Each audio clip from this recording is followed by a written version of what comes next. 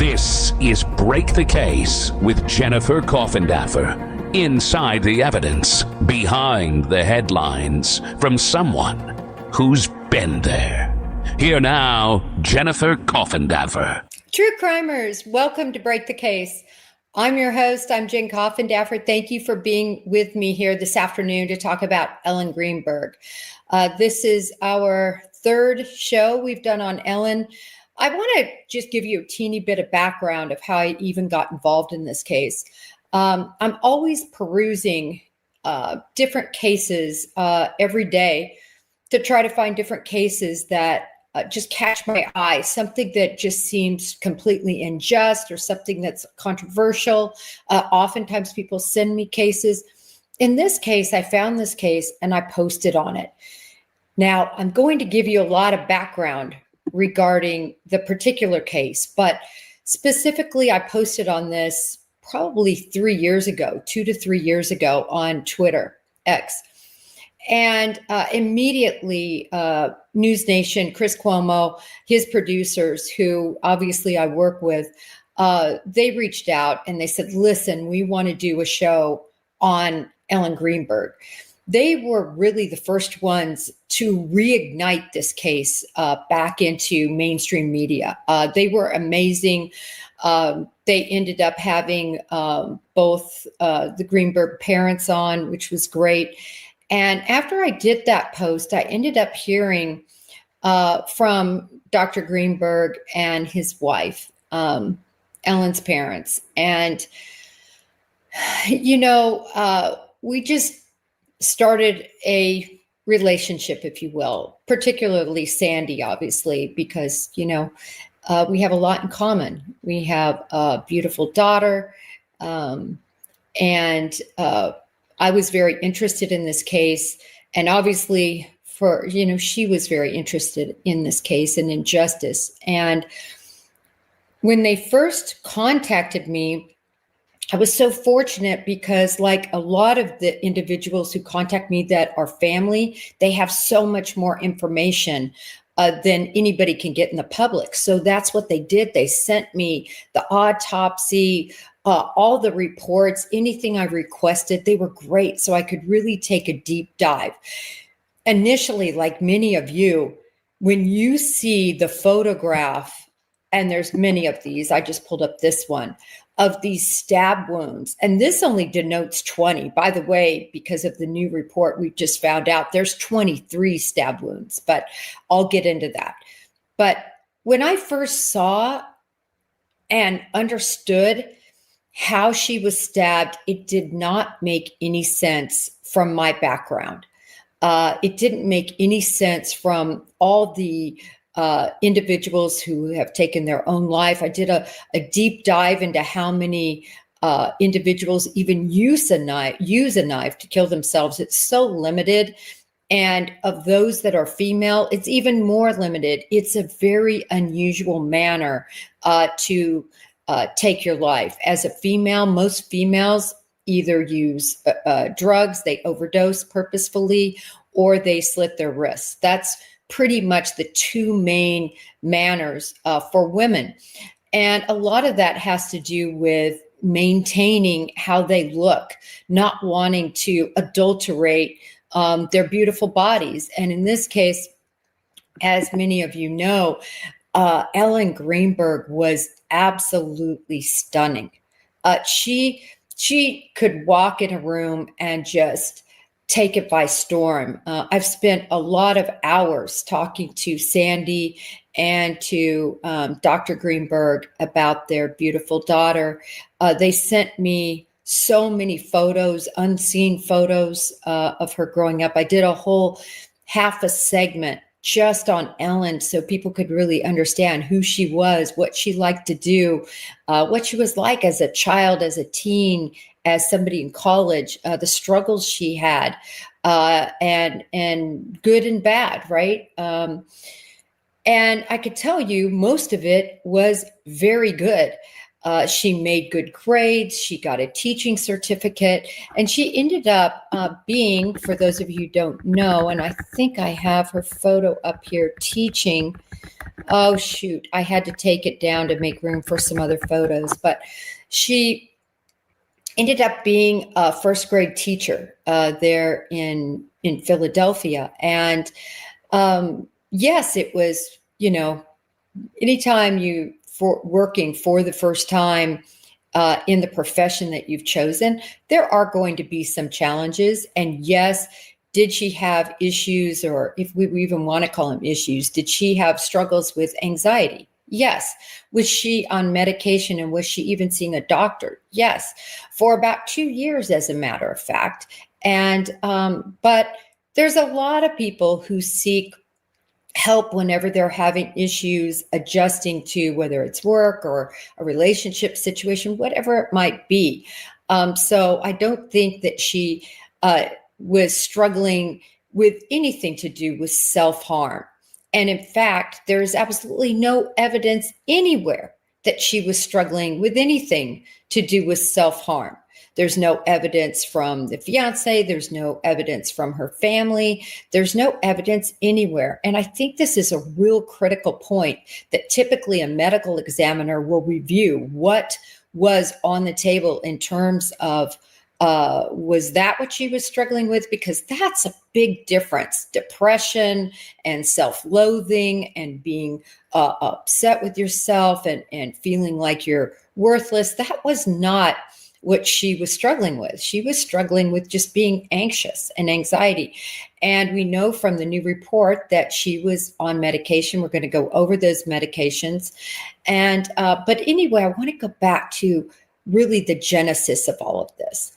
How did Ellen Greenberg, when did her death occur? It occurred on January 26, 2011. You could see how long ago that was. It was over a decade, everyone. And the parents have really had to just anguish in this situation that was so mishandled from the beginning. And we're going to talk about this. But essentially, she was found in her apartment. Now, let me give you a little backstory. It was a winter's day.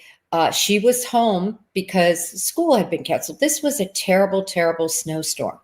And her fiance, Mr. Sam Goldberg, he was also there with her. Okay.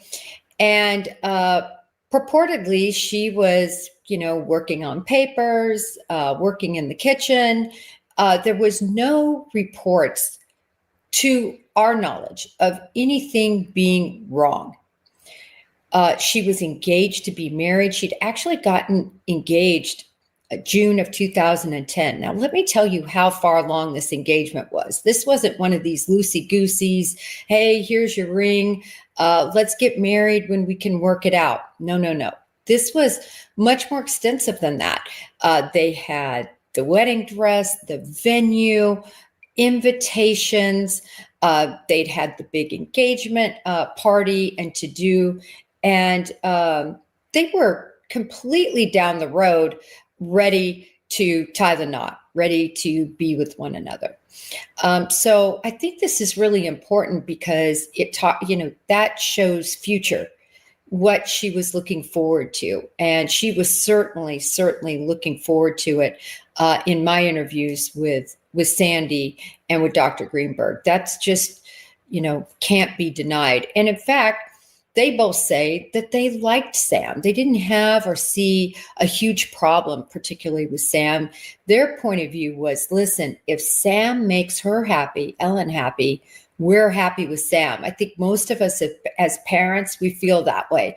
We just want our kids to be happy, and we entrust them to have the good view, to know that they are dating and involved with somebody who is a good person. And that's the posture that the Greenbergs took, just to let you know.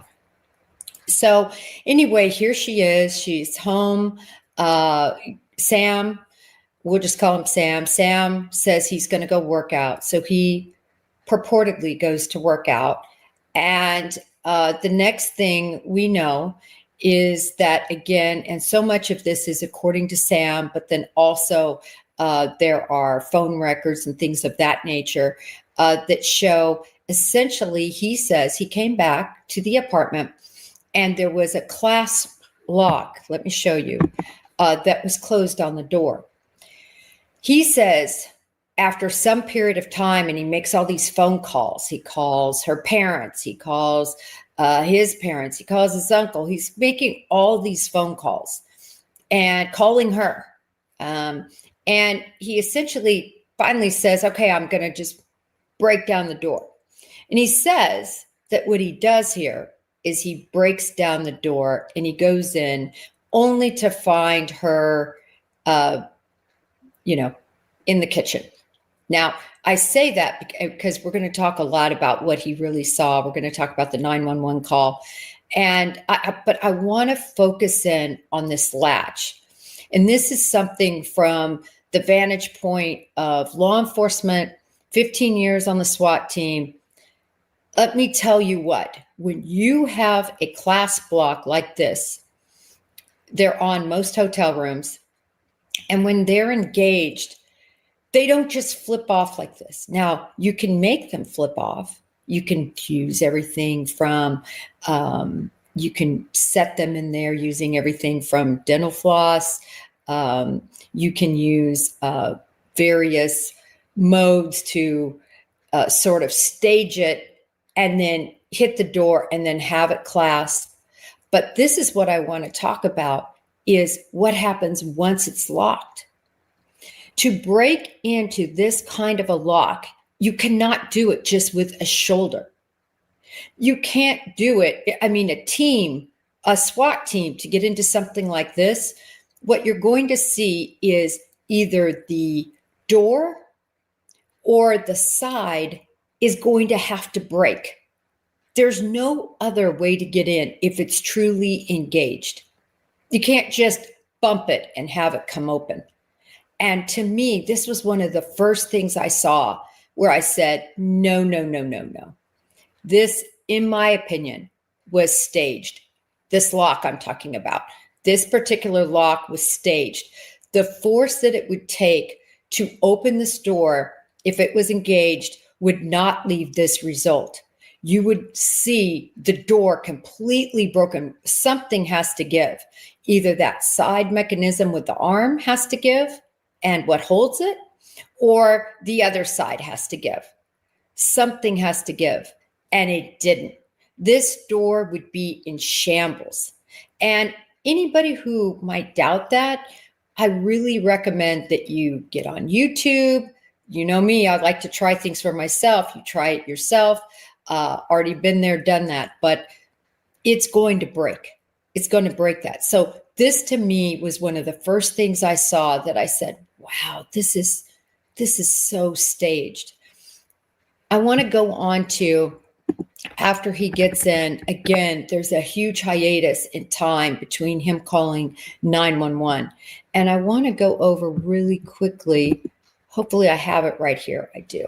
I want to go over what was said on the 911 call that I found particularly objectionable. Look, there's a lot on there that I find objectionable that he said, but let me go over this. And I want to tip my hat to Tuesday Gazette, because Tuesday Gazette is the one that transcribed this, and I appreciate Tuesday for doing this.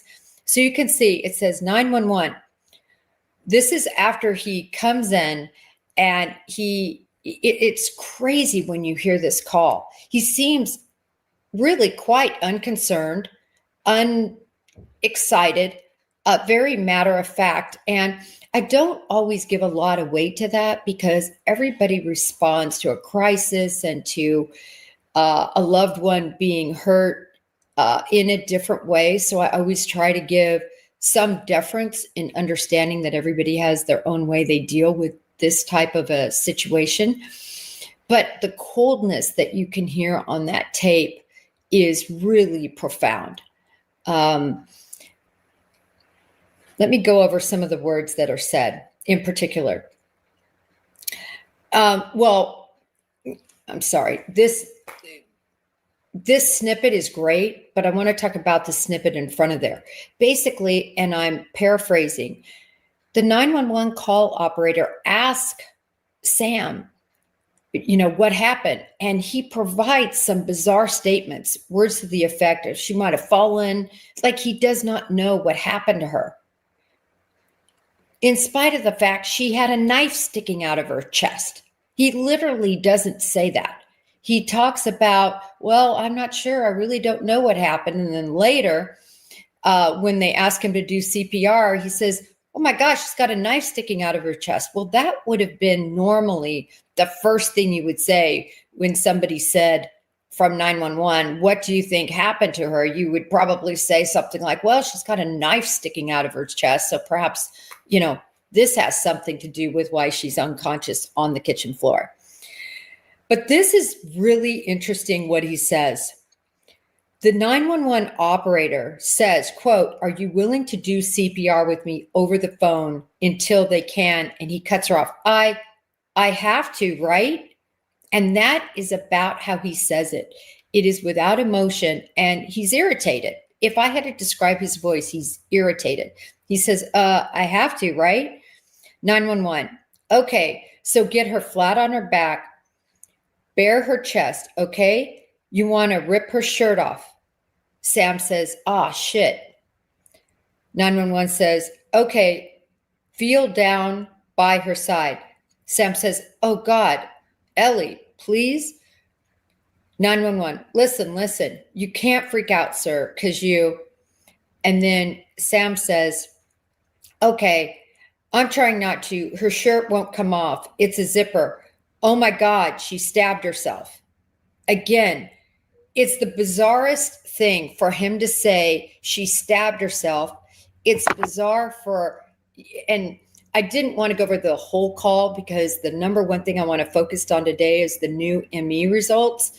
But I feel like these little snippets I'm going to give you are very important for some of the findings that the ME made. And the ME, a lot of people think an ME only looks at the physical situation involved with the woman. In other words, with Ellen, it would only be assessing her physicality, what happened anatomically, as well as the toxology. But the truth of the matter is, MEs look much deeper than that. They conduct their own mini investigation from what's available. And this 911 call would have been available to her and was available to the ME. Then Sam says, okay, I'm trying again. Her shirt won't come off. It's a zipper. Oh my God. 911, where? Sam, she fell on a knife. Oh no, her knife's sticking out. There's a knife sticking out of her heart. This is the actual verbatim transcript.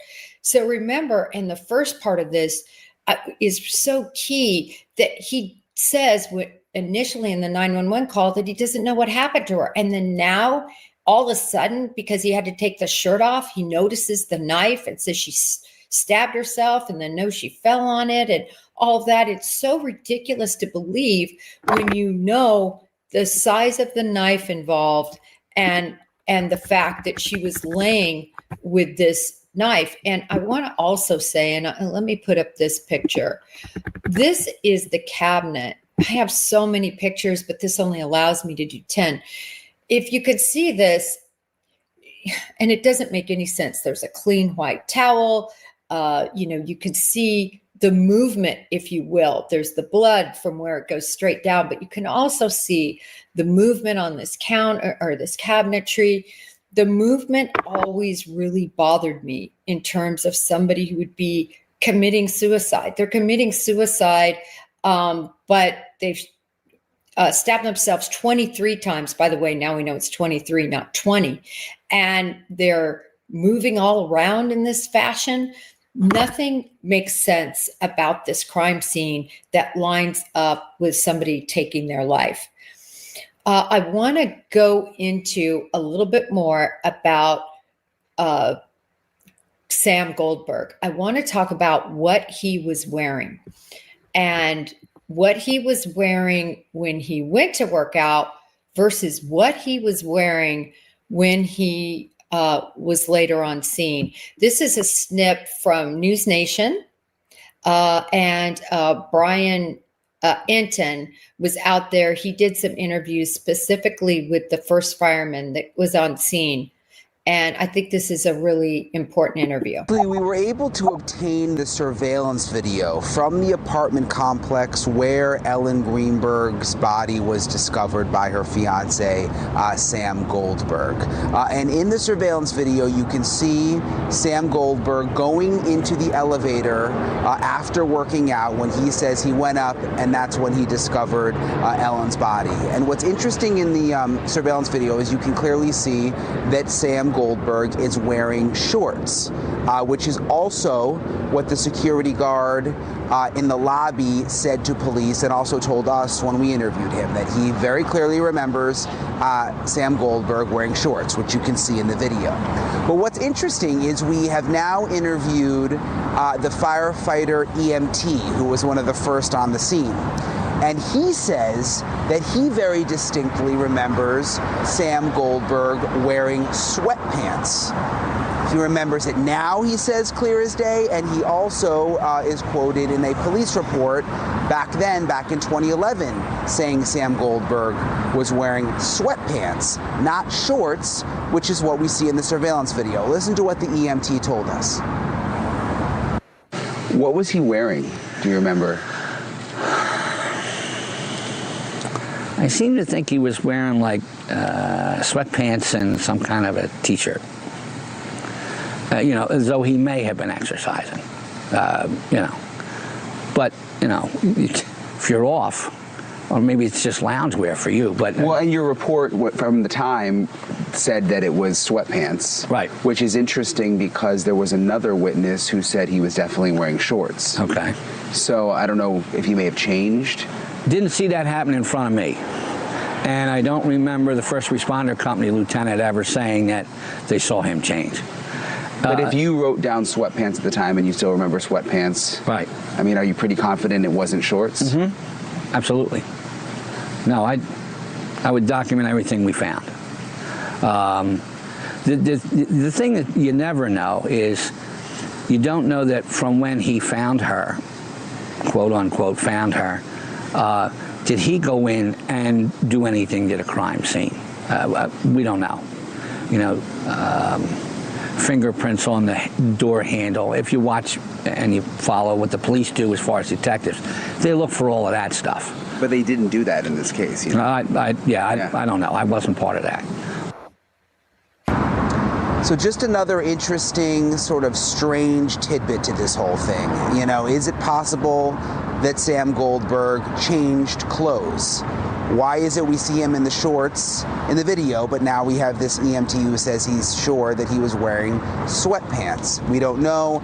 Sam Goldberg, of course, I should point out, has never been arrested, never been charged with anything, never been investigated from what we know. He's never responded to our requests for comment. We know he lives in New York now as a new wife and kids. No one's really commenting besides Ellen's family and attorney and that sort of side of things. On the other side, the Attorney General. All right.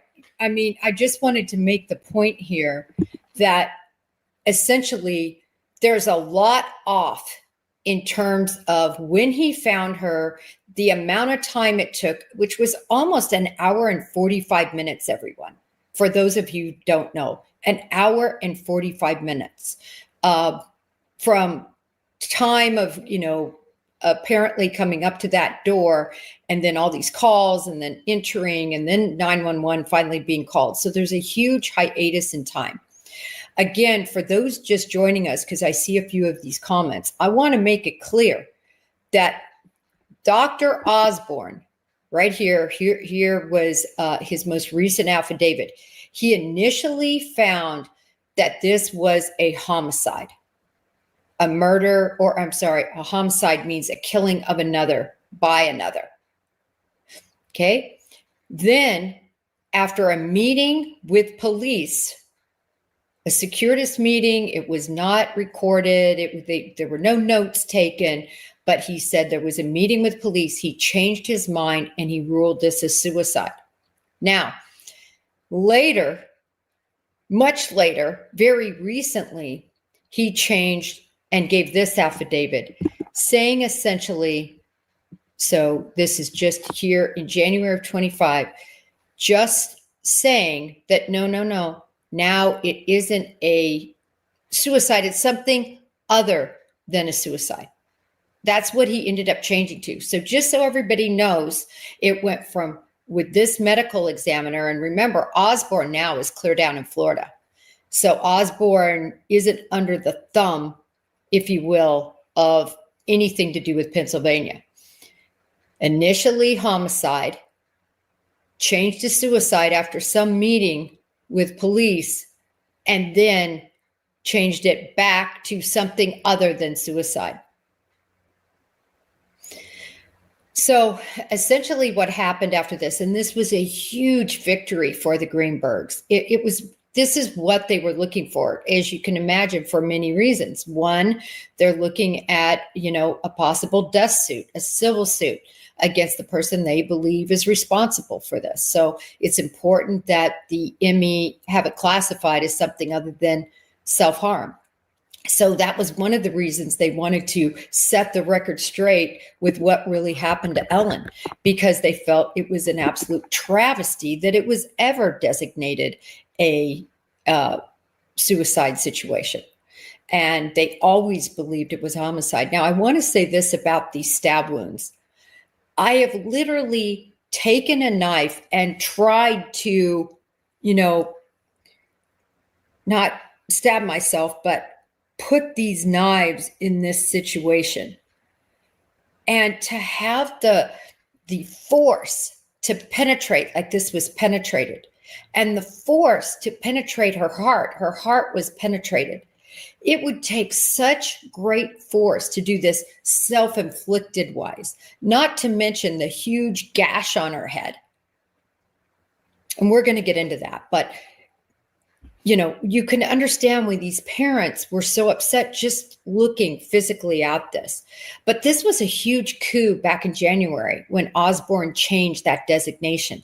So it gave them some leverage to go forward and try to get this case reopened and looked at. Fortunately, a judge finally said, okay, you need to look at it. They just went back to court very recently again because nobody was looking at it, or if they were looking at it, there were no results given. And finally, a judge said, listen, admonished the prosecutors and said, you've got to do something. You can't just keep stringing the Greenbergs along. You need to get something done. So finally, what just came out yesterday was this 30-plus page report, specifically where the new chief medical examiner put forth that, again, this was a suicide. Okay? Now, I want to go over why she said this, and this was really what I was looking for. I've always wanted to know, tell us why. Tell us why. Is this a pathological finding? Is this a finding strictly of physicality? Does it have to do with toxicology? What makes you think she took her life? And this is the gold that finally we were given. And I loved it when I saw this. Okay, you're not going to believe all this, okay? Number one, Ellen suffered, she characterizes it as severe anxiety over her first grade teaching job at the time of her death. She was being treated by a psychiatrist for approximately 2 months. And I apologize. I had previously said 2 years, and I believe I'm misspeaking, 2 months. So I want to just make sure. I think I said 2 years earlier. I want to make it clear, 2 months. She was being treated by a psychiatrist for approximately 2 months. There was bottles of alprazolam, clonazepam, and zolpidem prescribed to Ellen, and they were recovered from her bedside table the evening of her death. Okay, come on. A couple of things. First of all, anxiety is so much different than depression that I touched on earlier. but just say she was so anxious that she decided she wanted to take her own life. You have all these bottles of medication that she easily could have taken and had a much less painful, less difficult, less mutilating type of way to take her life. So just the fact they found all that medication on her nightstand absolutely was jaw-dropping to me, that the Emmy decided to characterize this as severe anxiety. To me, when you are severely anxious, you can't get out of bed. People who, what I consider severe of anything, right? They can't work. They can't have relationships. They're in bed. They're just literally, that's what I consider severe, whether it's severe depression, severe anxiety. And so I find it very interesting that this ME has made the leap of saying it was severe. The other thing is she was being treated for it. You know, it'd be different if it was unchecked, if she was having severe anxiety attack of some sort and she, didn't have any recourse. She didn't have a doctor treating her. She didn't have any medication to get it under control when she was anxious, but she had all of that. Who in their right mind would choose to stab themselves 23 times, desecrate their beautiful body, as opposed to taking an overdose of prescription medication? Okay, so to me, when I looked at paragraph 1, I just saw it completely different from how this Emmy decided to describe it.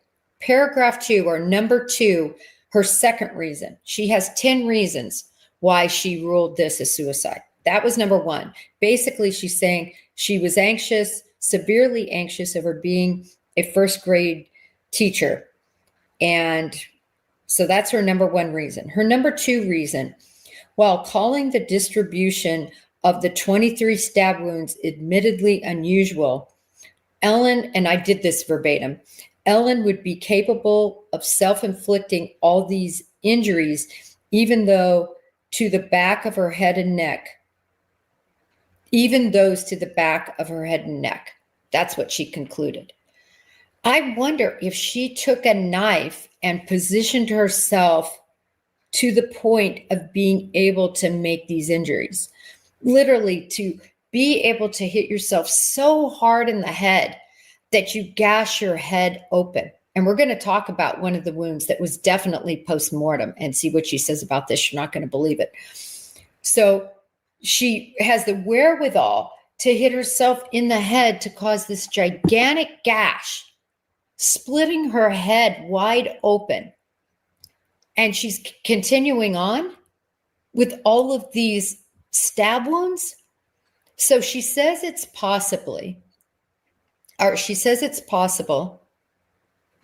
that, right? She's saying it's possible. That's what this Emmy is saying. I'm saying anything's possible. Probable, likely that it happened.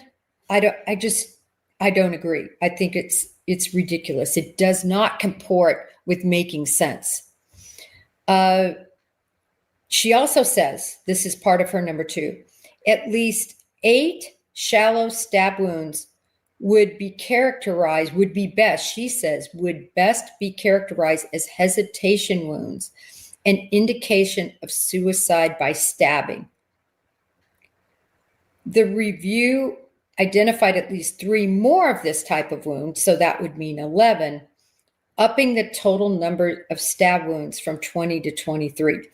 So now this Emmy says, which is different than everyone else who has worked on it, that we not only have 20 stab wounds, now we have 23 stab wounds. She further says that 11 of the 23 are more shallow, which would indicate, hesitation wounds. I know what she's talking about with these hesitation wounds, and certainly some people who commit suicide by using a knife or a blunt object or something can have a hesitation wound. But to make this leap, what if it's the person who stabbed her is not fully thrusting into her? A knife was changed, by the way, for those of you who don't know it. 2 knives were used in this assault. 2 knives. Just riddle me this. You're stabbing yourself, hitting yourself over the head, and then you decide to change knives in the middle of that? Or was this more akin to a staging?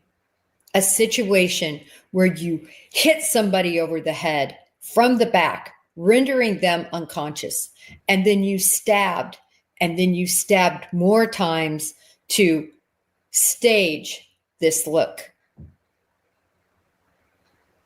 In other words, do you do the fatal wounds and then you do these hesitation wounds to make it look, or purported hesitation wounds? I don't know. All I know is this. The scenario I just presented is just as plausible and possible as saying that she did this to herself. I would say the scenario of somebody else doing this to her is much more plausible and probable. Number 3 reason, Ellen sustained no defensive injuries, which are a telltale sign of being attacked by an assailant. Okay? I'm going to address this right away. First of all, if you get whacked in the back of the head and rendered unconscious, of course you're not going to fight. Look at all of this to her back area. If you're here and you're working on cooking, or you're in your kitchen and somebody stabs you and hits you over the head like this, think of the possibility of being unconscious. Bam, stab, stab, stab, stab all those times, and then they fall, and then you finish the business or stab more. It just makes no sense to me that she jumps and leaps to the conclusions that she does. It sounds like a defense attorney. I mean, more than a medical examiner going on the facts. She's not going on the facts. She is jumping to conclusions, I think. You can't say because somebody doesn't have defensive injuries that means that they weren't stabbed to death. I'm going to give you a good example, and that's Ethan Chapin. Ethan Chapin, sun is coming in bright. Ethan Chapin didn't have any defensive injuries. Xana did, Kaylee did, Maddie did. Ethan didn't have any because he was unconscious. He was totally shocked. He didn't wake up before he was stabbed. If you're blindsided from behind, that would be an explanation for not having those wounds. Okay. Another thing she says, this is all under her number 3. The 31 contusions or bruises, contusion, another word, found on Ellen's body aren't consistent with intentional infliction by another. Most of the bruises were healing or in the process of healing. Their distribution is consistent, and listen to this one, you're going to love this, is consistent with incidental contact sustained during activities of daily living, including her work as a first-grade teacher. Now, raise your hand if you've had more than 31 bruises on your body. My son plays football. My other son played football for 5 years. He didn't even have 31 bruises that I could see on his body. Certainly my younger one, he gets bruised, and I would say maybe a dozen after a football game. 31 bruises in varying stages of healing. What does that tell you? That tells me when I see somebody who has this sort of bruising, this is an absolute sign of domestic violence that's being hidden, where you're getting hit and then it's healing, and you're getting hit again and it's healing, and so on. That makes much more sense than just saying, what, she's bumping into a desk as a first grade teacher? She's hitting the chalkboard too hard with her forearm? You know, her grading papers is causing bruises? I am not even kidding you. I know this sounds so farcical. You must just be saying, Jen, are you sure you wrote this down right? This is why I took it verbatim. 31 contusions or bruises found on Ellen's body aren't consistent with intentional infliction by another. How can they say that? But that it's more likely caused by being a first grade teacher. That their words, not mine. Not mine. Anyway, I don't know anyone running around that's a teacher with 31 bruises on their body. As I said before, I don't even know any football players running around with 31 bruises. That's a lot of bruises, everyone. Okay, I move on.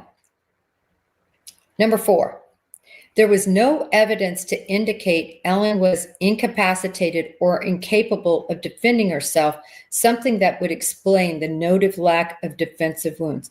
How about the gash in the head? I mean, let's just start with that one.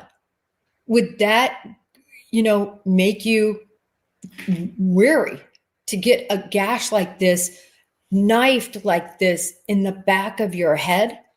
Would that maybe leave you so you're not able to defend yourself? How about any of these other knife wounds? Wouldn't you just be so stunned? Wouldn't you just be, whoa, what's bam, bam, bam, bam? I've talked about it before in the Idaho case. These stabbings take seconds. Just 1,000, that's one. She has 23 stab wounds.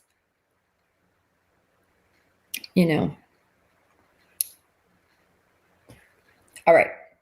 Number 5, the DNA of Ellen's live-in fiancé, Sam Goldberg, wasn't detected on the knife used to inflict her injuries. Well, first of all, I find 2 things interesting. First of all, the ME says the knife. Did you notice that? The knife? There were 2 knives used. There were 2 knives used in this case, a smaller one and a large one. I should have the pictures up here, but there were 2 knives used in this case. So did she only look at one? Because she says clearly knife, not knives. She says knife. Secondarily, look at all the time we've just discussed that he's had. Might have had time to change clothes. We went over that with Brian Inton's interview and his piece, right? Did he change clothes? What went on in almost 2 hours? I think it's somewhere between 1 hour and 45 minutes and 2 hours, so I don't want to exaggerate. Let's just say 1 hour and 45 minutes plus. What went on in all that time, really? Really, what went on? And where else was DNA found? I found it very interesting that she just said it wasn't on the knife used to inflict. Again, there were 2 knives. Was it on the other knife? Was it on any of the other knives? The one in the chest, his DNA wasn't on it. And yet he was standing over her trying to do CPR, but no DNA on it. Do you see the issues with this? He's admitting he was near that knife. He said he, put open her clothes or was trying, but she had a zipper and there's he's over her, maybe sweating, maybe a hair would drop, whatever it might be. He's supposed to be doing CPR on her, although I'm not convinced he ever did. He complained about it a lot. My point is that is one of your reasons. Each one of these is so easy to disparage. It's literally like I feel like this is a defense attorney talking, not a medical examiner. Number 6, Goldberg's self-reported timeline of events on the afternoon and evening of Ellen's death is corroborated by phone logs, text messages, surveillance footage, keycard swipes, and police interviews. Well, is it? I mean, what do they mean by corroborated? Nobody saw him break in that door. No one saw that happen. They're relying on what he said and his staging of different things, his calls to her, his texts to her. You see, it's such a perfect setup if indeed he is involved in this. What a perfect setup. I'm going to do these texts. I'm going to do these calls. I'm going to do this. But you know what? Nobody's going to be there to watch me supposedly break down the door. That's your broken down door. Do you see if that latch hook is around there, why that can't work? Next time you're in a hotel room, check out what I'm talking about. Okay. Number 7, there's no evidence Ellen was in an abusive relationship with Goldberg. Okay, haven't we been over this? How about the 31 bruises in various stages of healing? Did I say 31? Yep, 31. How about the 31 bruises in various stages of healing? How about that? To me, that is a telltale sign of an abusive relationship. But they go on to say a review of their text messages showed the two were often separated due to work and travel.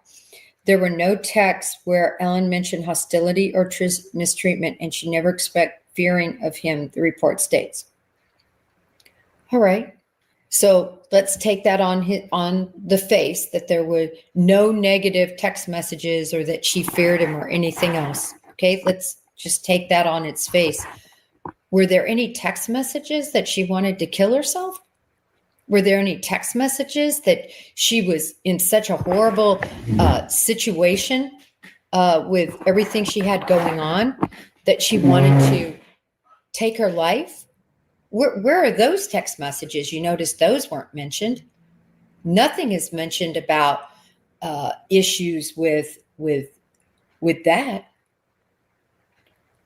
And you know this ME would have pointed that out. I mean, she's grasping at straws as it is. She's saying, okay, there was nothing showing she feared him. Well, what happens if you're in this huge fight? I should point out, too, as I recall, her ring was found on the living room table. I recall Sandy telling me that. Her engagement ring. And that always led me to wonder, did they get in a fight? Did she take off her ring? And did he assault her in a crime of passion situation when she wasn't looking? And then stage all the rest of this. Oh, I'm going to go to the gym. I'm going to, fix that lock and make it look like somebody broke in. I'm going to do some, minor stab wounds with a different knife to make it look like she did this, which still, I don't think it makes it look like she did this, but, we don't exactly know. Typically, when you see stabbing like this in a heat of passion, there are a lot of wounds because the people just cannot stop. We know in Brian Koberger, 50 on Xana alone. And Kaylee, mutilated. I'm just saying, when people are in a frenzy and angry, 23 stab wounds makes some sense. The number wise. Okay. Number 8. The examiner says there was no evidence of a third party being in the apartment on the day of Ellen's death, nor was anyone else's DNA detected on the knife used to stab Ellen to death. Well, I don't know if anybody's saying that some stranger came in here and did this. I don't think anybody logically thinks that happened. I don't know about any of that. I don't think anybody's saying that some stranger off the street came into this apartment and did this. That is not what the facts tend to show in this case.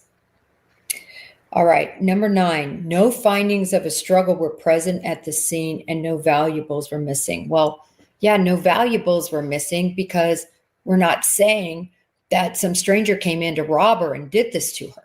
That's not making any sense. And in fact, you're proving our exact point that there was no struggle at the scene. There's no struggle at the scene because she got whacked on the back of her head and knifed within probably 30 seconds. Probably less than 30 seconds. Takes about a half a second to stab. Let's just give it a second. That's 23 seconds. Bam, bam, bam, bam. She falls. Bam, bam. Also, she was purportedly found up. Look at this. Look at why this. And there were also other marks on this floor. Look at this. She was purportedly found upright, like leaning up against that. Help me make this make sense. In other words, I'm stabbing myself, so I'm going to stand here against the thing. I'm going to, stab myself so viciously, and then I'm going to, slump down, and then I'm going to stab myself. Oh, I've got to change knives first. And then I'm going to stab myself in the chest. This just reeks of being staged, in my opinion. It just reeks of it. Okay. Let me move on to the last couple here, or last one, actually. Number 10, the lack of hemorrhage from a wound to Ellen's spinal cord has been cited as a smoking gun indicating homicide, according to the Greenbergs and their team of experts. It indicates Ellen's heart wasn't beating when the cut was made, an impossibility in a suicide stabbing. But the new medical examiner's report dismisses this, concluding the spinal cord wound was most likely an accidental cut that occurred during Ellen's autopsy. This, to me, is the coup de grace, people. So now, because this medical examiner has to deal with the fact that one of these stab wounds, one of these 23 stab wounds, severed the spinal cord, which would render Ellen dead right then. They got to explain that away. So what do? They blame Dr. Osborne and say, he cut her. Really? An ME with all of his experience took a scalpel and severed her spinal cord? This is literally what they're saying, because they can't explain that away. See, that's the hard part, because that's where science comes in. And her spinal cord was cut. But they're saying she didn't cut it. And look at these knife wounds where they're at. Right on her spinal column. So they're saying, no, she didn't do that. The pathologist did it. It's absolutely amazing that they have decided to use that as the excuse for the one thing that points to the fact that this was a homicide. All right, I see some really good questions. And this is the big ones, from Joseph here, is does the family have any further recourse? No, they really don't. No, they don't. And I haven't called Sandy yet. This came out yesterday. I'm giving her a moment. She usually lets me know everything, whether they're, on TV, whether, they're shooting for a movie, whatever is happening. She's so great. She always lets me know things. And this one she didn't call me about, and I know why. She didn't call me because this is just the biggest blow that they could have imagined. Fine if you say you're not going to go forward with the case. And I understand why you wouldn't. Look, these people were so much worried about this snowstorm. They got in, they got out of there. They didn't do a proper crime scene evaluation at all. They allowed the uncle of Sam, the fiance, to go in and take all of the computers, take her phone, take evidence. And listen, he was a judge. He's an ethics judge. He's a judge that absolutely well knew that you cannot take anything out of a crime scene. And then this is the absolute kicker, everyone. Instead of sealing off that apartment and conducting an appropriate investigation, you know what they did? They released it the next morning to a biohazard cleaning crew. I am not kidding you. The apartment manager wanted to get it cleaned up. She didn't want all that blood and whatever everywhere. So she called and asked the police, hey, is it okay if I have a hazmat? This is a hazmat. This isn't Judy and Cindy's cleaning crew. This is a hazmat cleaning crew. Literally came in, scrubbed everything, got rid of all the evidence. And so the case is ruined. I've always said the case is ruined. The crime scene wasn't properly handled. Nothing from A to Z. As I just told you, evidence was removed by the uncle. You had people in there in the apartment. The responding officers did such a crap job letting these people in the apartment, not documenting, and then releasing her apartment. It's just beyond anything I had ever heard of in a case. So the bottom line is, I get that they're not going to be able to charge. They're not going to be able to charge because of all that. But to say this is a suicide based on those 10 reasons I just went through, it doesn't pass the smell test. It stinks and it's wrong. And I am so sorry, Dr. Greenberg. I'm so sorry, Sandy, that this happened. And I'm so sorry that your absolute beautiful daughter, and I wanted to mention one more about this. Look at her makeup. Look at her hair. Whatever, I can pull up any picture, and I have dozens of pictures of Ellen.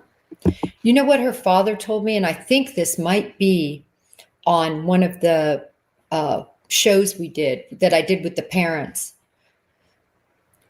She was methodical about her makeup, about her hair.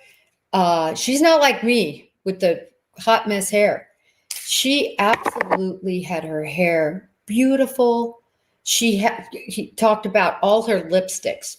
He said she just had dozens of lipstick. And it was so critical to her. Some people are more, my daughter's the same way. She just looks beautiful to go to the store.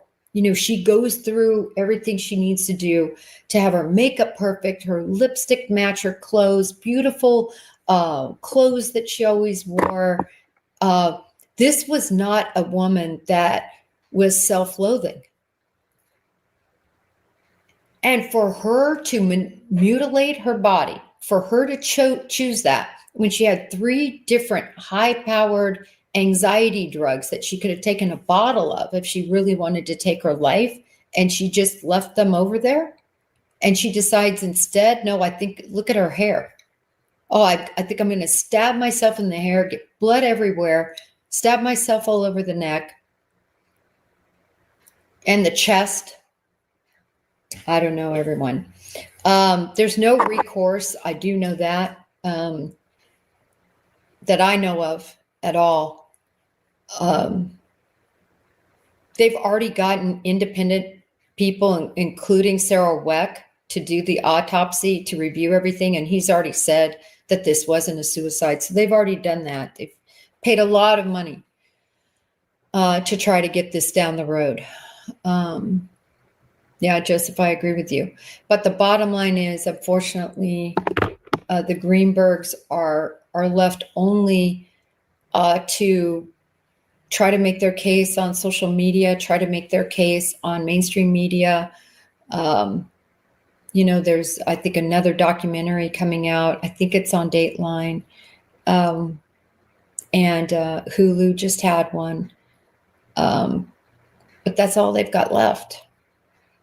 So as for us here, we'll just keep her beautiful face and her name and the parents in our thoughts and prayers.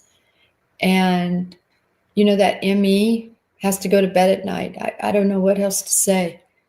On my X, I posted all those 10 reasons that they gave, if you want to take a closer look at it. But everyone, I thank you for being here. This is kind of one of these cases that is truly sad. And Until next time, all I can say, I can't even say may justice be served, because justice wasn't served, and it's not going to be served for Ellen. But hopefully maybe there'll be Ellen's law that comes into play that, readjusts what police have to do in cases like this. I don't know. I mean, those people should be put on leave, if not fired, for how they handled this case. But nevertheless, thank you all for being here. And until next time, may justice be served for anyone else this happens to.